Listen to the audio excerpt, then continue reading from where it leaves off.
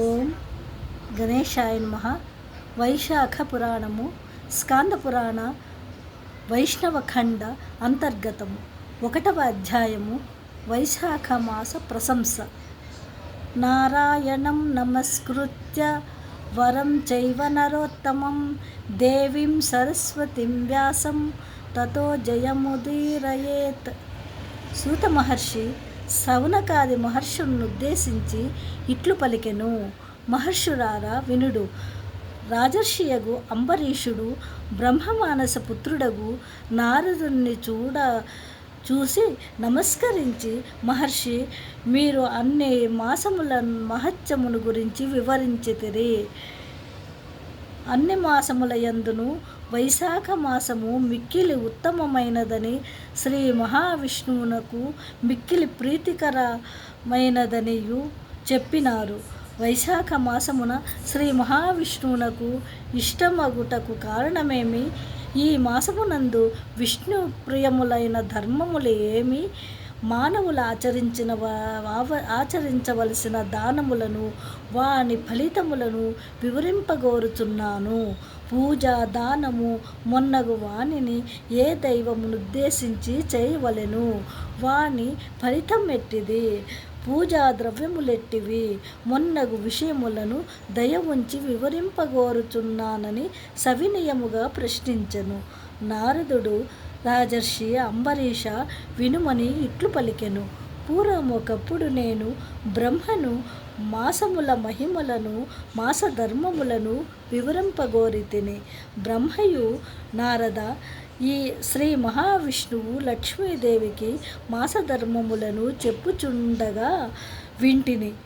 నీకిప్పుడు శ్రీ మహావిష్ణువు లక్ష్మీదేవికి చెప్పిన విషయములనే చెప్పుదును. మాసములన్నింటిలోనూ కార్తీకము, మాఘము, వైశాఖము ఉత్తమములు.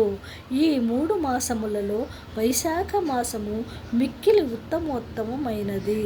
వైశాఖము ప్రాణులకు తల్లివలె సదా సర్వాభీష్టములను కలిగించుచుండును.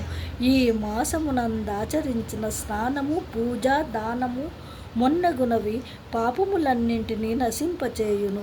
ఈ మాసమున చేసిన స్నాన, పూజ, జప, దానాదులను దేవతలు సైతము తలవంచి గౌరవింతురు.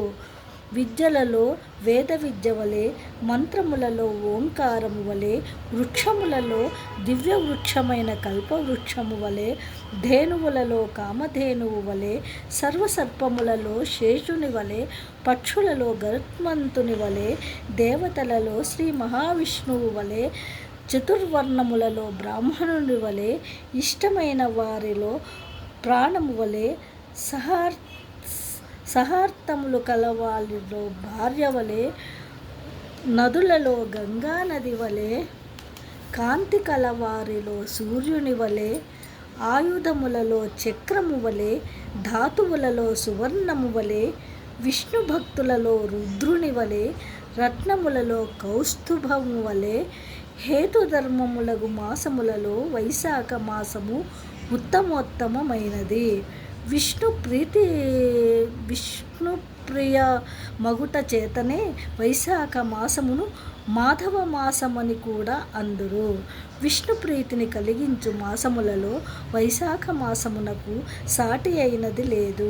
సూర్యుడు మేషరాశి యందు ఉండగా వైశాఖమున సూర్యోదయమునకు ముందుగా నదీ తటాకములలో స్నానము ఆచరించినచో శ్రీ మహావిష్ణువు లక్ష్మీదేవితో కలిసి అతి ప్రీతితో చేయుదురు.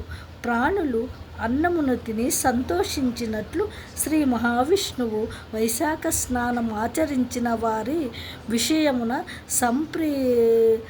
సంప్రీతుడగుతున్నారు. ఇట్లు వైశాఖ స్నానం ఆచరించిన వారికి అన్ని వరములను ఈయ సిద్ధమై ఉన్నారు. వైశాఖ మాసమున ఒక్కసారి మాత్రమే స్నానము, పూజ చేసినను పాప విముక్తుడై విష్ణులోకమును చేరుతున్నాడు. వైశాఖమున వారము నాళ్ళు స్నానాధికమును చేసిన ఆ మాత్రమునకే శ్రీహరి అనుగ్రహ బలము వలన కొన్ని వేల అశ్వమేధ యాగములను చేసినచో వచ్చు అంతటి పుణ్యమునందు స్నానము చేయు శక్తి లేక అశ్వమేధ యాగం చేసించో వచ్చునంతటి పుణ్యము నందుదురు. స్నానము చేయ శక్తి లేక స్నాన సంకల్పము దృఢముగా ఉన్నచో అతడు 100 అశ్వమేధ యాగములు చేసినంత పుణ్యము నందుదురు. సూర్యుడు మేషరాశిలో ఉండగా వైశాఖ స్నానము నది ఏరులోనూ చేయవలనని సంకల్పించిన వాడై అశక్తుడై ఉన్నను కొంత దూరమైనను ఇంటి నుండి ప్రయాణమైన వాడు వైశాఖమున నదీ స్నానము సంకల్పం దృఢముగా ఉన్నచో విష్ణు సాయుధ్యమును నందుదురు. అంబరీష మహారాజా సర్వలోకముయందు ఉన్న తీర్థములు బాహ్య ప్రదేశమునందు ఉన్న జలము నది అయినను తటాకమైనను సెలయేరైనను అందు చేరి ఉందురు. దీవి చేసిన సర్వపాపములను జీవి అట్టి జలమున పవిత్ర స్నానమాచరించు వరకు యముని ఆజ్ఞననుసరించి జీవ సూక్ష్మ శరీరముననుసరించి రోధ చేయుచునుండును. జీవి వైశాఖమున అట్టి బాహ్య ప్రదేశమునున్న జలమున స్నానం ఆచరింపగనే ఆ జలమునధిష్ఠించి ఉన్న సర్వతీర్థ దేవతలు శక్తి వలన ఆ జీవి చేసిన సర్వపాపములు హరించును. సర్వతీర్థ దేవతలు సూర్యోదయమును మొదలుకొని 6 గడియల వరకు బాహ్య ప్రదేశమునందున్న ఆ నదీ తటాకాది జలమునాశ్రయించి ఉందురు. ఆ జలమున తామున్న సమయమున స్నానమాచరించిన వారి పాపములను ఆ దేవతలే నశింపచేయుదురు. స్నానమాచరించని వారికి హితమును కలిగింతురు. చేయని వారికి శాపాదులచే నశింపచేయుదురు. వారు శ్రీ మహావిష్ణువు ఆజ్ఞ అనుసరించి ఇట్లు చేయుదురు. సూర్యోదయమైన 6 గడియల తరువాత తీర్థదేవతలు తమ తమ స్థానములకు పోవుదురు. మరలా సూర్యోదయం వరకు ముందుగానే బాహ్య ప్రదేశములందు జలమును ఆవహించి స్నానమాడిన వారి పాపములను నశింపచేయుచుందురు. ఓం నమో నారాయణ. శ్రీహరి శ్రీహరి శ్రీహరి.